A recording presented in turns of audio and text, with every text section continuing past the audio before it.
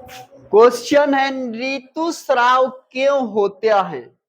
ठीक है, ऋतुस्राव में इसमें आंसर लिखिए पहले। यदि अंड कोशिका का निषेचन नहीं हो, यदि अंड कोशिका का निषेचन नहीं हो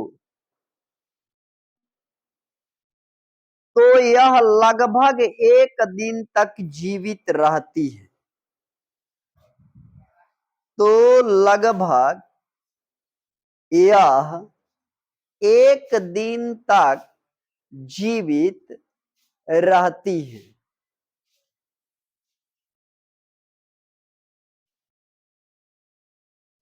अंडाशय प्रत्येक माह, अंडाशय प्रत्येक माह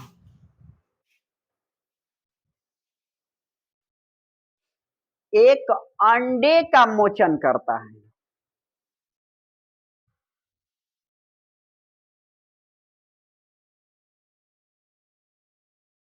और इसे प्राप्त करने के लिए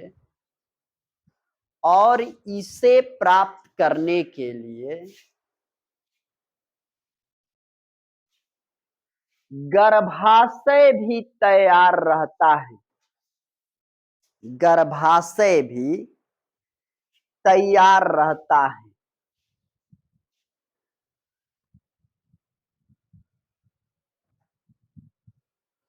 गर्भाशय भी तैयार रहता है। इसकी भीति मांसल स्पंजी होती है। इसकी भीति मांसल स्पंजी होती है।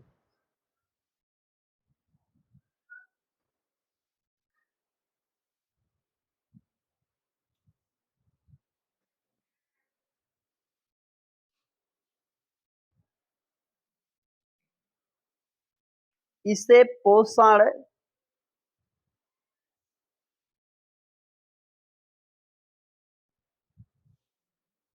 होना आवश्यक है।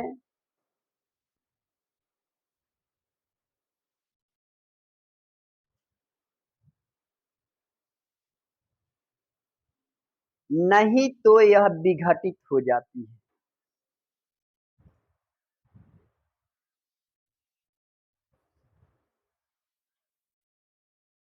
और योनि मार्ग से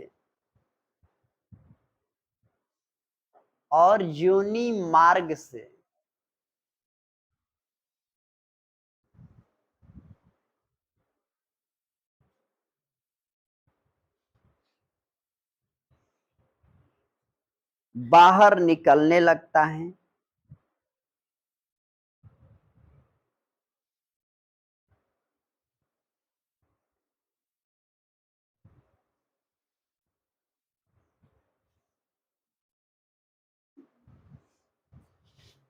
यह 1 मास का समय लगता है। यह 1 मास का समय लगता है। 1 मास का समय लगता है। इसे ऋतुस्राव या रजोधर्म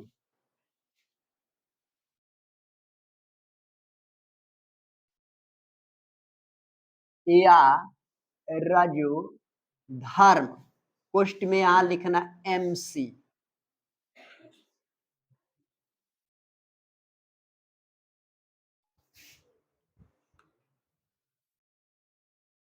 कहते हैं।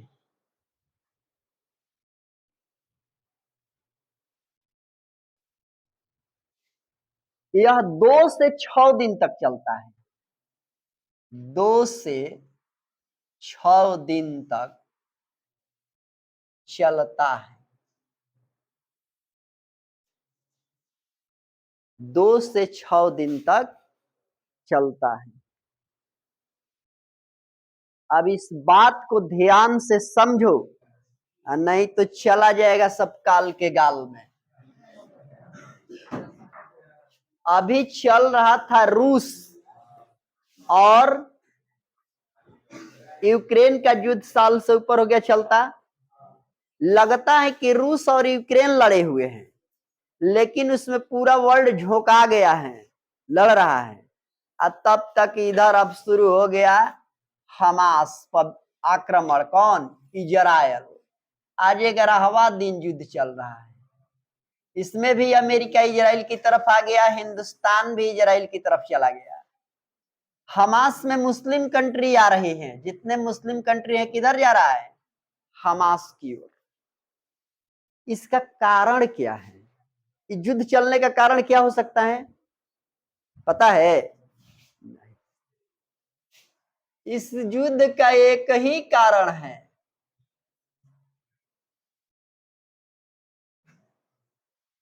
मियां बीबी, और दूसरा कोई कारण नहीं है।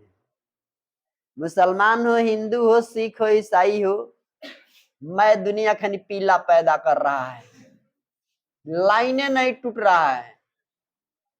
इतना बच्चा पैदा कर रहा है सब कि लाइन टूट नहीं रहा है। आज जब ज्यादा बढ़ जाएगा सब तो क्या होगा? मरे मरीन होगा। और बढ़ गया ज्यादा, अपने अपने विचारा अनुसार, दिमाग के अनुसार, जो पढ़ा नहीं, बोका है, शिक्षित नहीं है, साक्षर है, अपने को बहुत बड़ा हीरो समझ लेता है। हमारे जैसा कोई है ये नहीं है। अब क्या करता है? अपना नियम चलाने लगता है। अब किसी को उसके दिमाग में भर गया कि अटैक कर दो, मार दो, ये कर दो, वो कर दो, उसका परिणाम नहीं जानता है। इसलिए ये ऋतु स्राव में ही सब कुछ छिपा हुआ है। चाहो तो जनसंख्या बंद कर सकते हो और चाहो तो बढ़ा सकते हो। अभी पढ़ा है गर्भ निरोधक विधियां, पढ़ा है ना? उसमें गर्भ निरोधक विधियां पढ़ा। लोग ऐसे भी करते हैं कि संतान नहीं होगा, बच्चा नहीं होगा, एक लड़का चाहिए जरूर।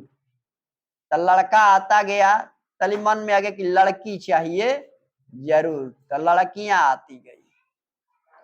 अब लड़का लड़की के खोज में जनसंख्या चल गया 20 गो, एगो के। आ कमाए के तो उनका हाले नहीं है। कमाए तो जनबे न कर, अनेरिया हो गए से, कोनो पढ़ले से है ना, दिमाग के हो गए से बोका। अब यहां बात रही कि स्त्रियों में जो 13 वर्ष की स्त्री हो गई, लड़की कब तक गिनी जाती है? बच्ची 13 से पहले। 13 से ऊपर गई तो स्त्री में चली जाएगी। क्यों चली जाएगी? क्योंकि उसे एमसी स्राव होगा, वो प्रौढ़ अवस्था में आ जाएगी। इस अवस्था में उसे गर्भ धारण करने की क्षमता आ गई। यही कंट्रोल करना है, क्योंकि हर महीने उसे ऋतुस्राव होगा, यानी उसे एमसी आएगी। अब एमसी आएगी तो अगर इस पीरियड में किसी स्त्री की, अब बात किया जाता है शादीशुदा स्त्री की बात, अगर एमसी समाप्त होने में कोई स्त्री को 2 ही दिन एमसी आता है, किसी को 4 दिन आएगा, किसी को 3 दिन में समाप्त हो जाएगा, किसी को 5 दिन आएगा, किसी को 6 दिन आएगा। ध्यान देख इधर, जनसंख्या बिगड़े चल जाते हैं लोग, कहीं का दांत चियरे वाला वो बात हो गई बड़ुए। गाय झकस जीव के पणाइन मांगस माठा वाला हाल हो गई बड़ुए। गाय अपने बेचारी दिमाग पर चलत रहे कि कहिया मरी, कहिया जी, यही रोज बल्टी लेके ये चल जाता रही, दूध नहीं खे दे, दूध कहाँ ले दो, खाई तब न दी।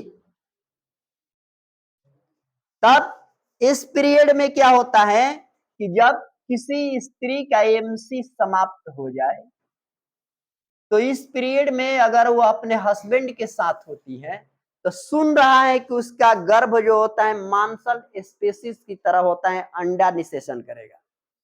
तो उस पीरियड में अपने हस्बैंड के साथ होगी, समाप्ति के बाद तो हस्बैंड के साथ होगी, तो उसका शुक्राणु पुरुष का इसका अंडाणु मिलकर, अब स्त्री के पास क्षमता नहीं है कि लड़का पैदा करेगी कि लड़की पैदा करेगी, पहले ये जान जाओ। स्त्री जस्ट लाइक ओनली प्रखनली, पुरुष के ऊपर डिपेंड है कि बच्चा होगा कि बच्ची होगी। कहते हैं कि लड़के लड़की भइल लड़का नहीं होत बांझ तू हव ऊ नहीं, बुझा गोयल। स्त्री में इसकी कमी नहीं होती है कभी भी। तो जब स्त्री के अंडाशय अब पुरुष का शुक्राणु इसके गर्भ नलिका से जाएगा, गर्भ में जाएगा, तो वहां पर एक अंडे का मोचन होगा, यानी अंडा का निर्माण होगा।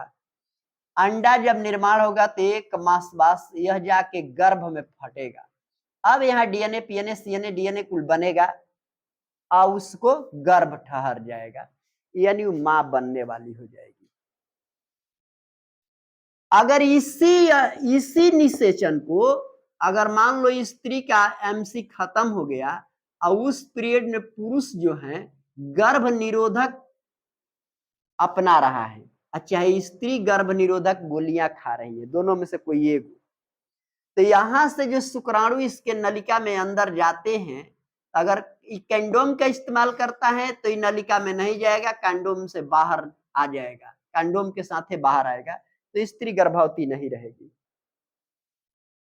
सिर्फ एमसी पीरियड मंथली आ जाएगा उसको। अगर स्त्री खाती है गोली, कई गोली आती है मालाडी फलना काम सूत्रा, अगर वो खाती है चाहे कॉपर्टी लगाती है, तो उस पीरियड में क्या होगा कि निषेचन तो अंडे का होगा, लेकिन गोली जो होती है जहरीली होती है, जाकर उस अंडे को नष्ट कर देगी, या फिर एमसी टाइमली चला आता है, बच्चा नहीं होता है। ये आपके ऊपर डिपेंड है, आप क्या करते हैं, जनसंख्या रोकते हैं कि बढ़ाते हैं। अब रही कि फर्स्ट हैंड में आपको लड़का हो, आप चाहते हैं, वो भी आपके हाथ में है, या फर्स्ट हैंड में आपको लड़की हो आप चाहती हैं, तो वो भी आपके हाथ में है, उसके लिए भी है। इसके लिए क्या होता है कि मान लो कि स्त्री का 1 तारीख 2 तारीख 3 तारीख जिस तारीख से एमसी शुरू होता है, वो स्त्री जानती है क बज के क मिनट पे शुरू होता है, उसको पता है जब एमसी आएगी फर्स्ट हैंड।